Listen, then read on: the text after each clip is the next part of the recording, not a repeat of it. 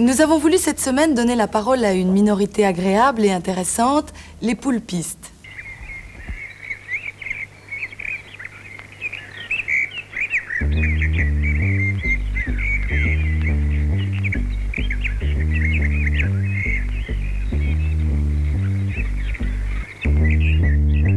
Cette façon d'appréhender la maladie, le handicap, c'est ma façon de le faire. Ça ne veut pas dire que c'est la façon que tout le monde devrait avoir de gérer ces choses-là, mais c'est la mienne et c'est aussi celle d'autres personnes qui sont malades ou handicapées. Et ce qui est important, c'est de la communication et c'est de respecter les souhaits de chacun et de chacune. See, that's my third part. That's my bipolar shit, nigga. What? That's my superpower, nigga. Ain't no disability. I'm a superhero. I'm a superhero.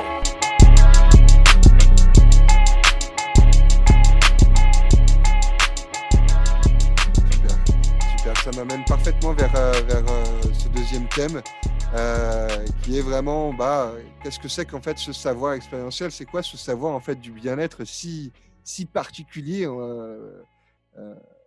pour lequel en fait on a cette table ronde aujourd'hui, parce que c'est vrai que vous avez l'air de dire et de mettre chacun en avant que c'est l'importance en fait d'accompagner quelqu'un, c'est la qualité en fait du savoir. Tu le disais, Thierry, oui, c'est la qualité, c'est-à-dire jusqu'à où je peux aller et qu'est-ce que je peux transmettre, qu'est-ce que j'ai envie peut-être aussi de transmettre et sur quoi je me sens l'envie d'échanger avec quelqu'un. Claudie, c'est toi qui va ouvrir cette thématique. Qu'est-ce que transmettre un savoir expérientiel? C'est quoi ce savoir du bien-être? Est-ce que ça t'intéresse de parler des quelques bénéfices qui te viendraient en tête Oui, et des limites de la transmission de ce savoir? oui. Alors, les limites, il y aura une petite parenthèse, j'y reviendrai après. On va commencer par les bénéfices, hein, bien sûr. Je vais commencer sur les bénéfices. Je dirais que c'est la prise de conscience de la reconnaissance et de la valorisation de sa personne, de ce qu'on produit aussi. Les bénéfices vont être aussi émanants vont être axés sur l'estime de soi. Parce que l'estime de soi, contrairement à la confiance, ça va conduire au développement d'une créativité, d'une motivation, de l'envie, en fait. Parce que l'estime de soi, c'est être fier de ce qu'on fait. Là, c'est vraiment quelque chose de très valorisant. Et le gain d'autonomie aussi comme bénéfice. Moi, là, j'ai axé sur trois bénéfices, mais la liste, elle est tellement exhaustive, non exhaustive, qu'on peut, on peut aussi faire des kilomètres. Mais pour moi, déjà, la reconnaissance et cette prise de conscience, c'est vraiment très, très important pour l'autre. Parce que c'est ça qui va déclencher quelque chose chez lui à accepter aussi l'aide, à se dire, bon, j'ai quelqu'un qui m'apporte quelque chose, je vais en faire quelque chose. On va travailler ensemble, je vais surtout travailler sur moi pour gagner toutes ces essences.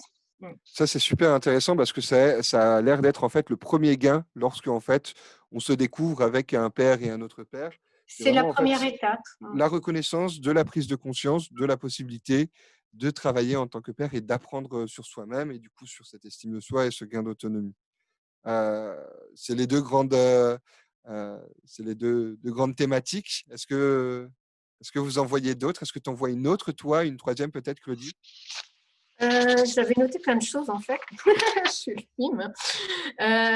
Oui, alors ça va être aussi sur l'acquisition d'apprentissage.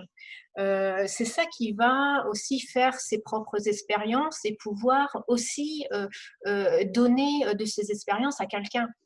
Là, c'est plus une question d'être tout seul, mais de dire je peux moi aussi apporter quelque chose.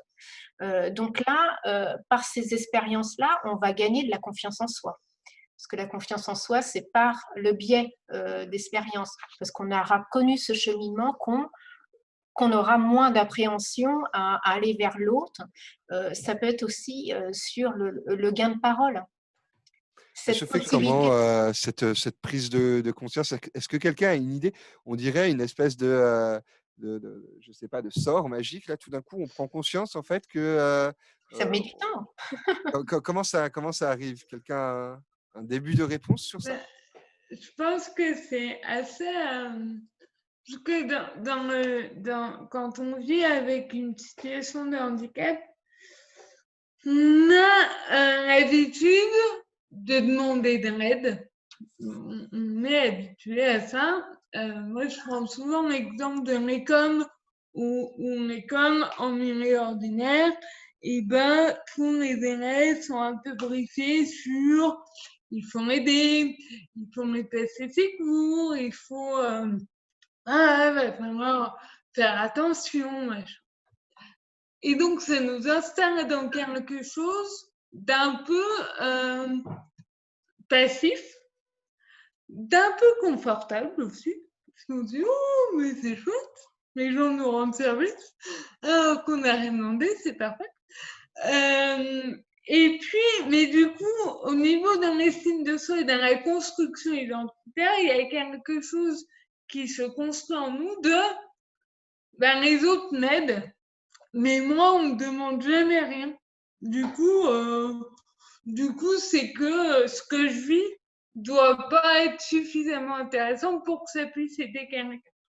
Et du coup, dans la pérédance, moi, j'accompagne un jeune, il a notre âge, qui vit à domicile et qui, on a fait des groupes de témoignages pour que les gens qui vivent à domicile aillent témoigner dans les établissements pour donner envie à ceux qui voudraient vivre tout seuls de bien. Et en fait, il me disait, mais t'es sûr que ça peut aider? Enfin, moi, ma vie n'est pas du tout exemplaire. Je ne mange pas 5 fruits et légumes par jour. Chez moi, c'est le bazar. Machin, j'en ai partout. Tout ça. Je dis, mais en fait, bien sûr que si ça peut aider les autres, parce qu'on est tous comme ça. On soit handicapés ou pas d'ailleurs. On a tous commencé à vivre chez soi en faisant des soirées pizza, McDo, kebab, et voilà, et en remplissant son frigo de glace et de machin. Tous commencé comme ça. Et donc, en fait, du coup, oui, dans sa tête, ça a été un peu un déclic. C'est encore un travail chez lui de dire, moi, qu'on a tout le temps aidé, je peux à mon tour aider d'autres gens. Et on voit que c'est pas aussi évident dans le champ du handicap parce qu'on n'a pas trop été éduqués comme ça, en fait. C'est très clair. C'est l'idée de se dire que pour prendre conscience, en fait, qu'on n'est pas qu'un handicapé, mais qu'on est aussi humain, qu'on peut être bon, qu'on peut être méchant, qu'on peut être plein d'autres choses, et sortir un petit peu de ces représentations de soit on m'aide, et puis bon, ça me va bien, et je laisse couler un peu le truc. Ça, c'est important d'avoir travaillé sur sa représentation, sur soi, pour comprendre, en tout cas pour avoir c'est les premiers bénéfices en fait de l'accompagnement. Ça se rematérialise par comment, d'une certaine façon, Thierry? Tu penses à quoi pour qu'une personne change, en fait, tout d'un coup, cette représentation qu'elle a sur elle? Une personne qui vient, qui lui dit, tiens, moi, je fais comme ça. Ah oui, tiens, ça peut m'inspirer. C'est ce que tu disais, Julia, mais est-ce qu'il y aurait d'autres exemples?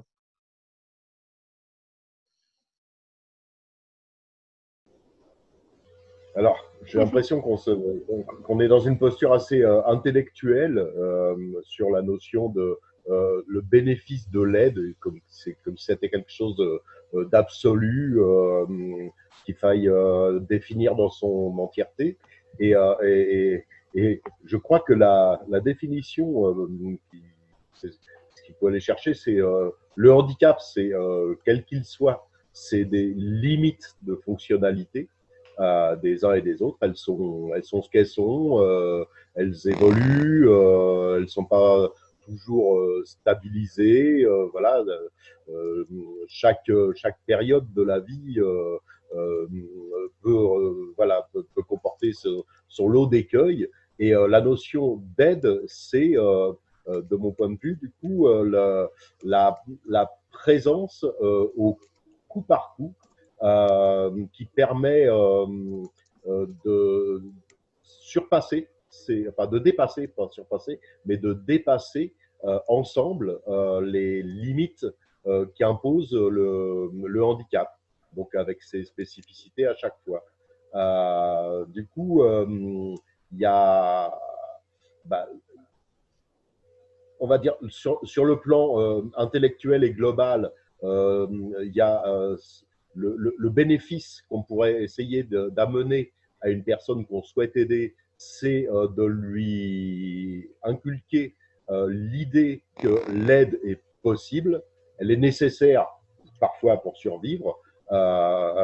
Et donc, si quelque part il y a une réponse qui peut être entendue, c'est-à-dire oui, j'ai besoin d'aide et cette aide peut exister, voilà, la fonction d'aidant, c'est de se proposer comme étant une possibilité d'aide. Après, ça se décline au coup par coup et en fonction de chacun. Donc, le premier moteur, c'est de se reconnaître comme ayant besoin d'aide et de reconnaître ses aidants. Du coup, les aidants, leur fonction, c'est peut-être d'être en premier lieu visible, perceptible, accessible. Et dans un deuxième lieu, dans un deuxième temps, je veux dire, l'idée, c'est que une fois qu'on est repéré en tant qu'aidant, jusqu'où, enfin, qu'est-ce qu'on peut faire pour aider au coup par coup en fonction de la personne qu'on a à aider. Et c'est pas une vision généraliste. Du coup, c'est vraiment une vision très très ponctuelle et très souvent très matérielle. Hein. C'est des petites choses de la vie. Et la vie, c'est 24 heures sur 24 et 365 jours par an. C'est pas un moment exceptionnel. Voilà, c'est comment on peut amener une personne à être plus en capacité de non pas d'être dans une sensation permanente de bien-être. C'est un peu illusoire. Hein.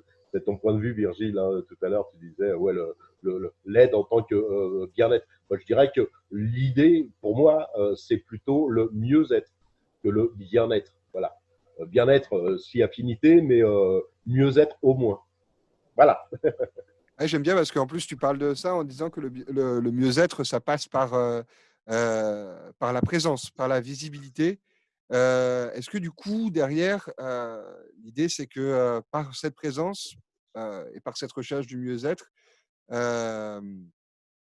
eh bien, c'est suffisant déjà pour la personne à se révéler et se dire que elle peut changer en sachant qu'il y a quelqu'un qui est présent, en tout cas qu'il y a quelqu'un à ses côtés et qu'il y a quelqu'un sur qui elle peut compter. C'est vraiment ça la visibilité et la présence? Au moins quelqu'un d'accessible, si c'est pas parce que la notion d'être à côté, c'est là aussi c'est illusoire. C'est-à-dire que dans cette idée-là, on n'est pas en train de créer une grande communauté où on vivrait tous ensemble. L'idée c'est d'approcher l'autre, l'autre qui est dans le besoin d'aide, et donc de l'approcher avec le désir d'aider, de s'accorder ensemble de façon du coup si on professionnalise de façon contractuelle sur quel est a priori le domaine sur lequel on va pouvoir intervenir, les domaines sur lesquels on va pouvoir intervenir, et du coup cet accompagnement, il peut avoir diverses formes. Il peut avoir une forme physique de présence, donc de mettre son expérience physiquement au service de l'autre. Mais ça peut être aussi simplement un accompagnement dans le discours, dans le fait de pouvoir ménager des moments d'échange qui vont faire évoluer la personne qui est dans le besoin vers du mieux-être. Voilà. Je me permets de réagir. Pardon. Ah non, vas-y, Julien. Du coup, je me disais dans notre débat, il ne faut pas qu'on confonde non plus aide et substitution à la personne. dans le sens où, Ouais. enfin, je pense que c'est juste un petite erreur de langage, mais finalement, tout le monde a besoin d'être aidé à un moment donné. Ça, le faire accompagnement va peut-être justement nous aider à réenvisager cette notion d'aide sans que ce soit un rapport de force ou un rapport de supériorité. Pourquoi je dis ça? Parce que ben, c'est vrai que quand on a l'habitude d'être accompagné et non pas aidé par des professionnels, etc., même si on en a besoin et que c'est tout à fait légitime, et ben, comme disait Julien, on a tendance à se laisser un petit peu glisser et se décharger inconsciemment sur les autres, qui du coup se substituent à nos décisions, à notre capacité d'agir, parce que si en plus la personne qui doit initialement être aidée est un petit peu en situation de vulnérabilité ou de fragilité, enfin tout ce qu'on peut entendre sur le sujet, bah, il y a un glissement qui se fait plus facilement. Tandis que l'aide, eh ben, on se rend compte que finalement, ça touche un peu tout le monde. Je veux dire, nous, entre nous, aujourd'hui, on s'entraide et on s'en rend pas forcément compte, mais on s'entraide, on s'enrichit. Et la vie, c'est ça, quoi, pour tout le monde.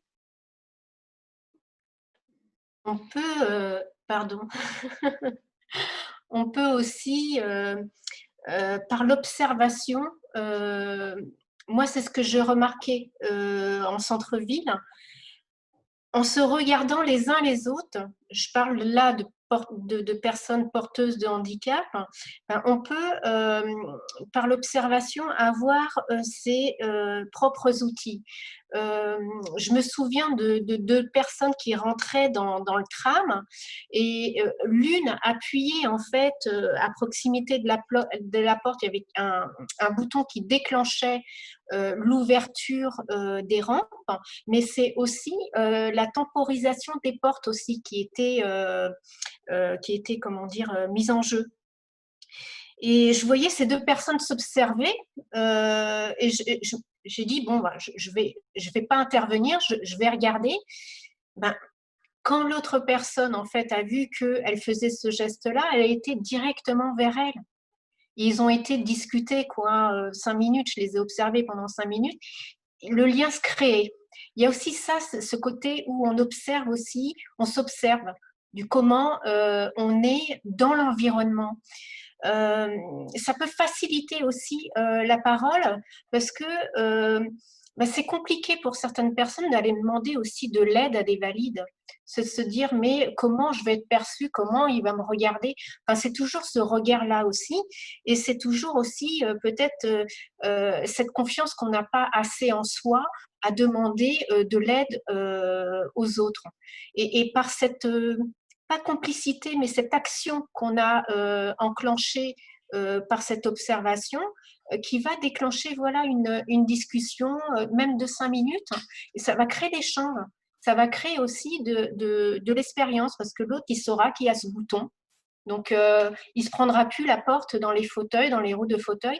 Il prendra son temps pour monter ou descendre du tramway, et ça peut être vraiment très bénéfique aussi dans son quotidien, parce qu'il l'appréhendera mieux, surtout quand on débute avec une aide technique, que ce soit une canne, un fauteuil roulant. Ben, c'est compliqué de faire seul. Moi, je sais que j'habite Rezé et à Saint-Jacques, il y a le centre de rééducation. Les professionnels proposent une mise en situation, mais vraiment sur une courte durée. Elle n'est pas là pour être dans une temporalité. Donc après, il va falloir se débrouiller, mais seul.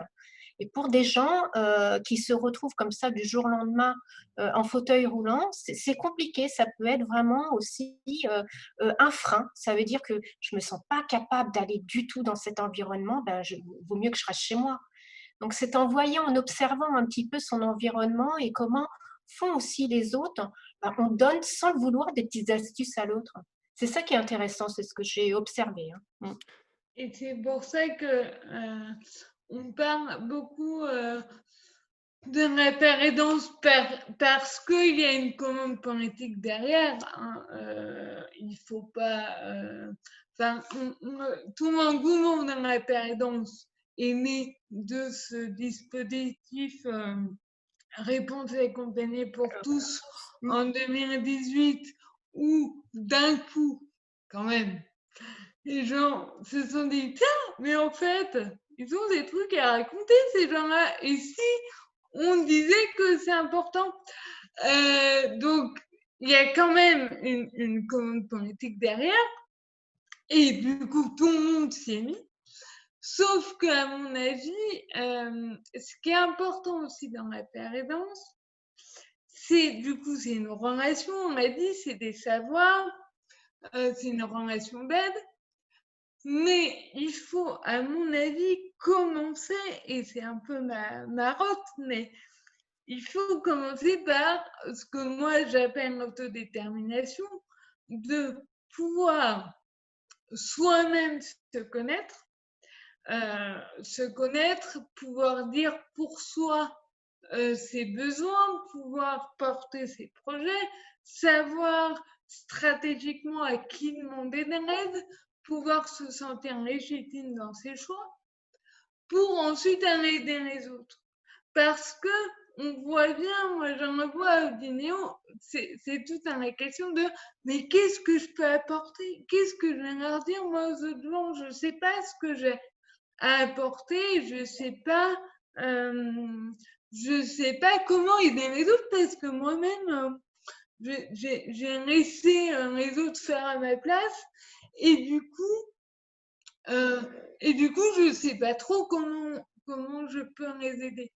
Et du coup, il y a aussi dans la paire et danse cette limite ou ce danger en tout cas de moi je sais, moi je suis handicapée et je te dis que c'est comme ça qu'on fait.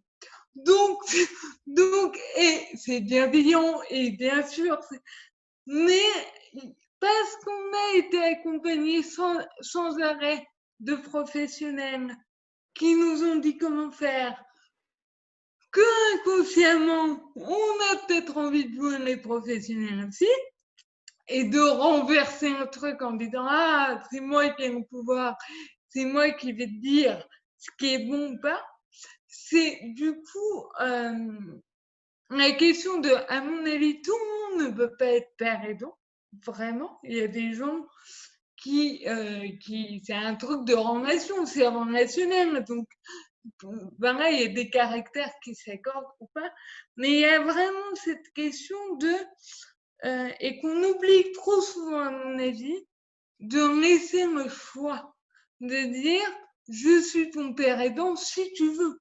Si moi je sens que tu as des besoins, mais si toi tu ne les vois pas et si tu n'as pas besoin de moi, ok. Et vraiment de laisser le choix aux personnes aussi dans les associations. Souvent on se dit ah oui, ça fait un trop bon père aidant. Et quand on lui demande, il dit non, non, mais moi je suis tranquille. Laissez-moi tranquille, je ne veux pas me lancer dans ça. Donc, ne pas être dans l'injonction de, sous prétexte qu'il y a une commande derrière, de oh là là, il faut trouver des pères aidants, il faut qu'on soit bon, voilà, de vraiment être dans l'écoute de la personne et de son choix de là où elle en est. Et que si elle ne se reconnaît pas comme handicapée, eh ben c'est ok. Et donc on va peut-être que aussi c'est le choix de reconnaître un père qui n'est pas handicapé et qui voilà, et je sais pas, Jennifer Lopez. Voilà, Exactement. et, Chacun trouve son modèle où il le veut, que ce soit dans un père ou quoi. Ça fait partie de la construction. Il y a plein de modèles à trouver en même temps. C'est vrai que c'est une des limites un peu, hein, le côté bon bah que chaque handicapé ait trouvé son père, ce serait pas mal quoi. C'est comme ça il sera pour bien faire un accompagné. père. Voilà, on se rassure. Thierry et Alicia, et ensuite on terminera avec toi, Claudie, sur ce sujet. Vous avez des points de vue sur les limites de l'accompagnement entre pairs? C'est ce Alors, cas. ouais, moi, ce que je voulais évoquer, c'était la notion de amener son aide en tant que père, mais à quel moment? Parce que depuis tout à l'heure, on décline beaucoup nos propositions autour de personnes qui seraient déjà situées dans le handicap. La notion d'aide, elle est flagrante et urgente alors si c'est pas handicap de naissance, lorsque le handicap arrive dans la vie, c'est là où le besoin d'aide est le plus flagrant, parce qu'à ce moment-là, la vie explose en mille morceaux, la vie de la personne handicapée, la vie de son entourage, et trop souvent, la notion d'aide ne vient que du monde a priori dans un premier temps hospitalier, et puis assez rapidement dans le monde des professionnels de la rééducation, puis on va aller vers l'insertion, et donc on a tout un tas d'aides professionnelles qui, en tant que personne ayant besoin d'aide, nous tombent sur le coin de la figure, en plus d'un corps blessé, d'un corps plus ou moins souffrant, d'un corps plus ou moins abîmé, plus ou moins capable. Et du coup, cette notion d'amener de l'aide en tant qu'expert, le moment où on va amener cette aide, le moment, on va dire, presque déclenchant, sera super. Je dirais que serait très efficace si ça pouvait être fait dès le début du handicap, dès l'annonce du handicap, y compris pour les handicaps de naissance, où là, à ce moment, cette notion d'aide concerne la parentalité, les parents en premier lieu, et puis l'accompagnement tout au long de la vie avec des tas de domaines d'intervention différents. Mais ce moment de l'aide, on a discuté presque depuis le début que sur cette notion qui concernerait les personnes qui vivent leur handicap déjà depuis un certain temps avec leurs problématiques. Et donc, on a une approche qui est très générale, bienveillante, certes, mais très absolue. Ça serait comment s'il y avait de l'aide tout le temps, et ça serait comment si le point de vue, c'est on vit à l'intérieur de nos handicaps, et du coup, presque on oublie un petit peu que le handicap peut survenir. Voilà, c'est avant d'être handicapé, on peut ne pas l'être, et avant d'être parent d'un enfant handicapé, a priori, on ne souhaite pas un enfant handicapé, voilà, sauf exception. Et donc, c'est toujours un traumatisme qui intervient. Et la notion d'aide, c'est voilà, comment on accompagne ce traumatisme initialement, puis dans la durée. Ouais, trop d'aide professionnelle, en fait, c'est ça. Et pas assez d'aide. Pas trop, mais elle a besoin d'être aussi, mais pas que. Ouais. De mon point de vue, en tant que père aidant, c'est justement peut-être envisager le professionnalisme de quelque chose, mais rentrer dans le champ de la vie ordinaire, même si elle devient extraordinaire du fait du handicap. Bien sûr. Je vais donner la parole à Alicia sur le sujet des limites. Alicia. J'avais Julia qui voulait intervenir, je crois. Non, vas-y. Bon, de toute façon, je pense qu'on est plutôt tous raccords. Moi, sur les limites, je pense qu'il y a déjà pas mal de choses qui ont été exprimées. Après, spontanément, il y en a peut-être trois grandes limites qui me viennent. C'est déjà, effectivement, jusqu'où père accompagné et à quel moment, pour ne pas recréer une espèce de relation de dépendance, en fait, et perdre de vue tout l'enjeu et toute la valeur ajoutée du père accompagnement, aussi bien en termes de disponibilité, en termes de pertinence. Est-ce que c'est pertinent que je père accompagne à ce moment-là, et puis en termes de relations émotionnelle, de gestion affective aussi. Il y a aussi la limite du bien-être de chacun, effectivement, et surtout, je dirais, le bien-être du père accompagnant, parce que si lui, il n'est pas bien dans ses bottes et s'il n'arrive pas à poursuivre son parcours de vie, à un moment donné, ça va se ressentir et il ne pourra pas être performant. Hein. C'est comme tout salarié, tout travailleur. Voilà, à un moment donné, si on n'est pas bien dans sa tête et en bonne santé, on ne peut pas faire bien son boulot. Et peut-être un troisième limite, c'est aussi faire attention à ne pas se couper complètement d'autres types d'accompagnement, tu sais, des professionnels aussi qui accompagnent la personne. Parce qu'on peut avoir besoin de collaborer, on peut avoir besoin de partager des informations, on peut avoir besoin de partager des compétences aussi. Et puis, il y a des choses qu'en tant que père accompagnant, on ne peut pas faire. On n'a pas les compétences forcément pour le faire, comme le disait tout à l'heure Thierry. Il y a des champs où on va avoir besoin du soutien d'un professionnel et que lui, il prenne réellement le relais parce que, là, on est trop dans le spécifique, je ne pourrais pas intervenir, ça devient dangereux pour moi et pour la personne. Donc, voilà, spontanément, c'est ces limites-là. Après, je pense que c'est aussi à chacun de trouver sa méthode de travail et de fonctionnement. Merci Alicia.